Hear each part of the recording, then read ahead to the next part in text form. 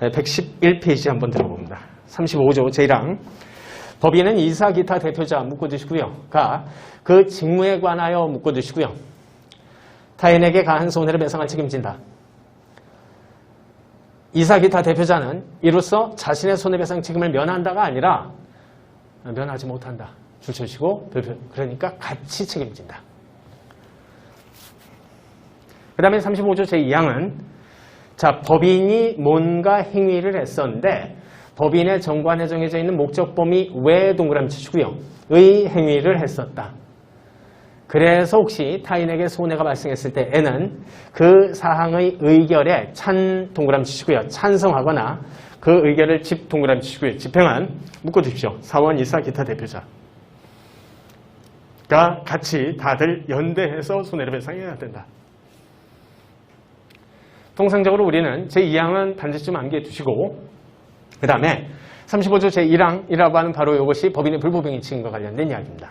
1항이요. 자, 그래서 첫 번째 요건, 대표기관의 행위여야 된다. 별표 무한대 처리해 주시고요. 여기에 나와 있는 논의는 이미 설명 다 했습니다. 아셨죠? 그러니까 여러분들께서 일단 확인 정도만 해주시면 돼요. 자, 그 다음에 112페이지로 가시고요. 중간에 양보를 이번에 직무 관련성이 있어야 된다. 즉, 직무에 관한 행위일 것, 원칙적으로 직무에 관한 것인지 아닌지 여부는 주십시오. 외형 이론을 기준으로 판단한다. 자, 그리고 판례박스가 나오는데 이때 판례박스 첫 번째 판례에다가는 별표 무한대 처리해 주시되 나중에 배우시게 될 겁니다. 아셨죠? 뒷부분에서. 자, 그 다음에 113페이지로 가시고요. 그 다음에 양거는 아번에 대표기관이 부정한 대표 행위를 했을 때는 어떻게 되느냐의 논의가 있는데 이 부분이 조금 어려워요. 별표 무한대 처리해 주십시오. 이 부분이 조금 어려운 부분인데 그 부분 논의는 이제 더 구체적으로는 조금 이따 하는 것으로 하고 일단 큰 아웃라인만 말씀드릴게요. 자, 일단 이제 한번 생각을 해보자. 법인의 일단 부정대표 행위론이라고 하는 것은 다음과 같은 문제가 있습니다. 나중에 우리가 이사 파트를 공부를 하게 될 텐데 자, 예컨대 먼저 좀 잊지 마실 게 회사법, 즉 상법에서는 예컨대 주식회사라고 한다면 주식회사를 대표하는 사람을 대표이사라고 해요. 그런데 민법에서는 비영리법인을 위주로 공부를 하다 보니까 비영리법인에서는 대표이사라고 하는 개념을 뭐 회사 내부에서야 쓸지 몰라도 별도로 쓰지 않고 사실 이사가 그냥 대표기관입니다. 아셨죠? 자, 그 정도만 먼저 확인해 주시고요. 자, A라고 하는 법인의 대표기관 값. 이 회사, 즉 법인을 대표하여 밖에 나가서 누군가와 만나서 무슨 행위를 한다. 그런데 대표라고 해도 당신 멋대로 하지 마시고 일정한 제한이 걸려져 있을 수 있다는 거예요. 그래서 이 법인 내부에 뭐 경우에 따라서 사단법인이라고 한다면 사원총회 계를 거치라라든가 아니면 이사들끼리 모두 모여가지고 뭘 어떻게 하시라라고 하는 소위 이사회와 관련된 것도 우리 민법에는 없습니다. 하지만 이사회라고 하는 것을 본인들 스스로 만든 다음에 거기서 뭐 결의를 통과하시고 하시라. 와 같이 제한을 거는 경우가 있는데 그런 거 하지 않고 대표기관 갑이 자신이 대표라고 하는 입장에서 마음대로 해버린 경우를 부정대표행위론이라고 얘기를 해요. 아셨죠? 그런데 이 부정대표행위론 부분은 지금 배울 게 아닙니다. 아셨죠? 뒷부분에 이사 파트 공부를 할 때 그때 본격적으로 배우게 돼요. 지금은 넘어가십시오. 자, 그 다음에 114페이지로 가시고 자, 원칙적으로 직무 관련인지 아닌지 여부는 외형을 기준으로 객관적으로 판단한다라고 얘기를 했었지만 양과로 답원입니다. 상대방 당사자가 직무에 관한 행위에 해당되지 않음을 알중 동그라미 치시고요. 이미 알았거나 혹은 중과 실로 몰랐다. 그렇다면 그때는 상대방도 할 말 없는 것이고요. 그게 아닐 것. 그때 불법행위 청구를 할 수가 있는 것이다. 라고 얘기를 합니다. 자, 그 정도 확인해 두시고 그 다음에 115페이지입니다. 그리고 대표기관 자체도 불법행위에 기한 손해배상 채무자여야 돼요. 아셨죠? 체크해 두시고요. 자, 그 다음에 116페이지로 갑니다. 양과로 4번에 그로서 상대방 당사자에게 손해가 발생했어야 된다. 자, 그리고 2번 테마입니다. 효과는 그러면 법인 자체가 잘못한 셈이 되기 때문에 법인의 손해배상 책임이 성립되게 된다. 자, 그 다음에 양과로 이번에 대표기관 개인도 같이 책임을 진다. 이 부분은 뭐 특별하게 신경 쓸 필요는 없습니다. 자, 그 다음에 117페이지로 가시고요. 그 다음에 판례될 싸움인데 지금은 여러분들께서 쭉 한번 확인만 해두시되 이 판례 박스 내에 있는 두 번째 판례 노조 간부들의 불법 파업 주도 사건이 있죠? 시험 문제 굉장히 많이 나왔으니까 잊지 마십시오. 자, 거기까지가 특히 법인의 불법행위 책임 부분이고, 자, 법인의 불법행위 책임 부분 방금 우리가 얘기했었던 것 칠판상으로 거의 모두 다 정리가 된 겁니다. 아셨죠? 이거는 그냥 내년에 한 문제 나와요. 그냥 나옵니다. 매년 나와요. 아셨죠? 자, 다만 여기에 이제 한 가지 여러분들이 참고해야 될 일단 지식 정도가 하나가 필요해요.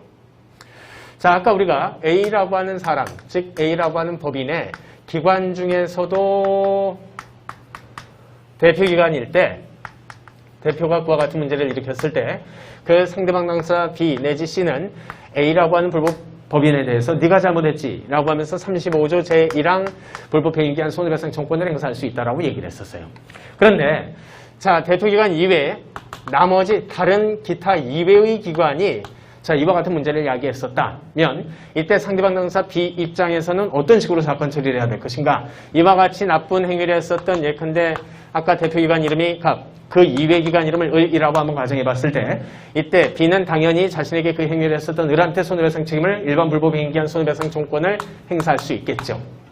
그런데 그 이외에도 법인한테도 따지고 싶다면 그때는 35조 1항 청구권을 행사하는 것이 아니라 민법 제756조의 소위 사용자 책임이라고 하는 것을 들어서 손해배상 청구권을 행사할 수 있어요. 당신이 사장이지 그러니 당신이 책임져. 아셨죠? 당신 직원들 교육 잘못 시켜가지고. 무슨 말씀인지 아시겠죠? 자, 그래서 아까는 기본적으로 대표기관이 했을 땐 대표기관 네가 한 거나 다름없다. 법인이. 두 번째, 대표기관 이외의 다른 기관이 만약에 이와 같은 문제를 발생했을 때 그때는 당신이 사장이니까 사용자로서 책임을 지라 라고 하니까 756조 청구권을 행사하는 거예요. 아셨죠? 그런데 756조 청구권이라고 하는 것은 아까 뭐라고 얘기를 했었죠? 당신이 직원 교육 잘못 시켰으니까 당신이 책임져 라는 책임이죠? 무슨 말씀인지 아시겠죠? 교육 좀 잘 시키지. 그걸 안 해가지고 이런 문제를 야기시키네 라는 책임이에요. 그러니 이때의 경우에는 법인 입장에서는 나 교육 시킬 만큼 시켰는데 거기까지 할 줄은 몰랐지 라는 면책이 가능해요. 아셨죠? 그래서 자, 만약에 이와 달리 교육을 충분히 시킨 상태다 라면 면책의 여지가 있습니다. 756조 책임은. 그런데 방금 우리가 얘기했었던 35조 제1항 법인의 불법행위 책임 자체는 이와 같은 면책의 여지가 없어요. 됐죠? 어떤 사람이 사고를 쳤다. 그래서 당신이 사고를 쳤으니까 당신이 책임지시라 라고 얘기를 했더니 일단 그 사람이 얘기를 합니다. 아니 내가 내 뇌한테 교육 잘 시켰는데 뇌가 말을 안 들어요 요새. 이렇게 항변하지 못하는 것처럼. 됐죠? 자, 그 이야기가 이제 잠깐 건너오는 과정에 115페이지로 한번 가보세요. 115페이지였나요? 아니죠. 115페이지가 아니죠. 자, 111페이지로 한번 가보세요. 111페이지에 양보로 1번 요건 동그라미 2번 중단 부분에 있죠. 동그라미 2번이요. 대표기관이 아닌 기타 사원총회나 감사 기관입니다. 의 행위에 대해서는 법인 자체의 불법행위는 성립되지 않고 이들이 불법행위에 대해서 법인이 책임을 진다면 주십시오. 사용자 배상 책임 만 지게 될 것이다.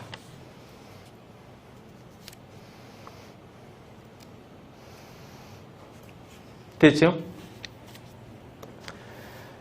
자, 그것 정도만 이제 확인을 해주시고요. 그 다음에 116페이지로 가시고 효과 부분에서 2번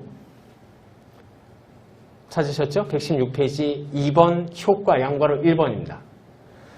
자, 법인의 불법행위가 성립되면 법인은 피해자에 대해서 손해배상 책임 당연히 지고 법인의 불법행위 책임은 사용자 책임과 달리 줄쳐보십시오. 선임 감독의 주의를 다했음을 이유로 면책되는 일은 없다. 무슨 말씀인지 아시겠죠? 저희가 직원 교육 충분히 했는데 이런 말로 면책이 되는 일은 없다라는 거예요. 됐습니까? 자, 그 점만 좀 주의해 두시면 됩니다. 756조 사용자 책임하고 그 정도만 확인해 두시고요. 자, 그 다음에 어찌되었건 우리는 법인이라고 하는 그 사람이 탄생을 했다.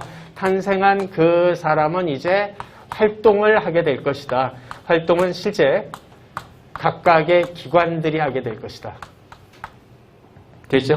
자, 그래서 이제부터는 페이지 117페이지 하단에 법인의 기관 이야기가 나옵니다. 특히 사단법인의 경우에 있어서의 필수적 기관은 반드시 있어야 되는 기관은 사원들이 반드시 있어야 되기 때문에 사원총회가 반드시 있어야 됩니다. 그리고 이사는 어느 법인이건 모두 반드시 있어야 돼요. 자, 그런데 일단 페이지 118페이지로 가시고요. 감사는 어느 법인이건 있어도 되고 없어도 되는 임의기관입니다. 그렇죠? 간단히 체크해 주시고 이거 틀리시면 일은 없어요. 진짜 없습니다.